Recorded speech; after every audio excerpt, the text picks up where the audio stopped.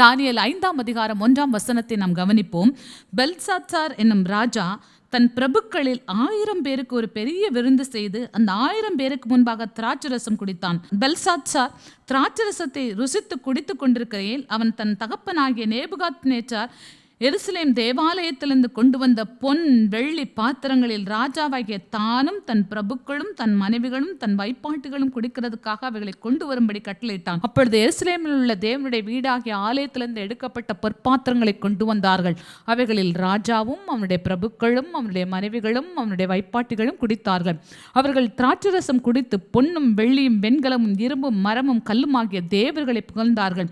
அந்நேரத்திலே மனுஷ கைவிரல்கள் தோன்றி விளக்குக்கு எதிராக ராஜ அரண்மனையின் சாந்து பூசப்பட்ட சுவரிலே எழுதிற்று. எழுதின அந்த கையுறுப்பை ராஜா கண்டான். ஸ்தோத்திரம்.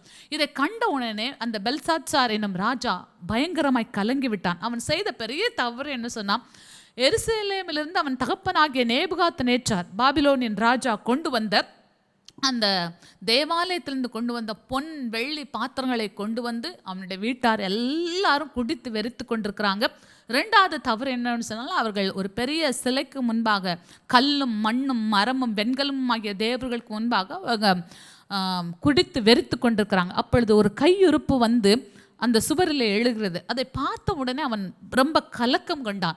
அந்த கலங்கின உடனே அவனுடைய மனைவி அவனிடத்துல வந்து சொல்லுகிறதை தான் நம்ம தானியேல் 5:10 கவனிக்கிறோம். ராஜாவும் அவனுடைய பிரபுக்களும் சொன்னவைகளை ராஜாத்தி கேள்விப்பட்டு விருந்து சாலைக்குள் பிரவேசித்தாள். அப்பொழுது ராஜாத்தி, ராஜாவே நீர் என்றும் வாழ்க, உம்முடைய நினைவுகள் உம்மை கலங்க பண்ண வேண்டியதில்லை. ஸ்தோத்திரம். ஏன் இவனுடைய நினைவுகள் கலங்கிற்று? ஏன் இப்படி கலக்கம் அவனுக்குள்ளே வந்ததுன்னா, தேவனுடைய ஆலயத்தில் இருந்ததை அவன் துன்மார்க்கத்துக்கு, பரிசுத்தமான பாத்திரங்களை துன்மார்க்கத்துக்கு பயன்படுத்தினான். அடுத்ததாக துன்மார்க்கத்துக்கு பயன்படுத்தினது மாத்திரமல்ல, தேவனுடைய ஆலய பாத்திரங்கள் எதற்கு முன்பாக கொண்டு வரப்பட்டன்னு சொன்னால், வெண்கலம், இரும்பு, பொன், வெள்ளி, மரம், கல் இதனால் செய்யப்பட்ட விக்கிரங்களுக்கு முன்பாக கொண்டு வரப்பட்டது. தாறுமாறாய் அவன் நடந்து கொண்டிருக்கிறான். அப்போ ஒரு தரிசனம் தோன்றுகிறதுனால அவன் கலங்கி கொண்டிருக்கிறான். ஸ்தோத்திரம். பாவத்தினாலே உங்களுக்கு கலக்கம் இருக்கிறதா? ஸ்தோத்திரம். உங்கள் கலக்கத்தை போக்க ஒரு தேவ மனிதனை இந்த வாரம் தேவன் உங்களுக்கு ஜெபிக்கிறதுக்கு கிடைக்க பண்ணுவாராக. உங்கள் பாஸ்டர் இடத்துலேருந்து வந்து ஜெபிங்க. உங்கள் கலக்கம் தீங்கிறதுக்கு, உங்களோட அந்த கலைகள் தீங்க, ஏதோ விரதத்தில் அந்த கலை உங்களிடத்தில் வந்துட்டு தேவனுக்கு விரோதமாய் பாவம் செஞ்சீங்க, நீங்கள் தேவனுடைய பலிபீடத்தில் நிற்க வேண்டிய பாத்திரம்.